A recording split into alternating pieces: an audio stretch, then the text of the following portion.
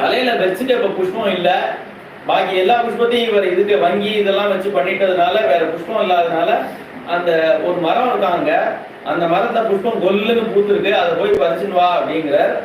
சீதை போய் அதை பறிக்கிறா, கொஞ்சம் உயரமா இருக்கு, அது எட்டலை, அதனால துள்ளி துள்ளி பறிக்கிறா. அங்க ஒரு குரங்கு இருக்கு, அந்த குரங்கோட வால் கீழே தொங்கிட்டு இருக்கு, ஏதோ மர கீழே தான் நினைச்சு அதை இழுத்துறா. அந்த குரங்கு குர் அப்படிங்கிறது சொன்னதும் சீதை பயந்து போய் வீல்னு கத்திட்டு ராமர்கிட்ட வந்து இது பண்றா. அந்த அலங்காரம் பண்ணும் போதே அவர் வந்து மனசிலையை குறைச்சு ஒரு திலகம் விட்டுருந்தார். அந்த திலகம் இப்ப ராமரோட வட்சஸ்தலத்தை பதுக்கிட்டான்.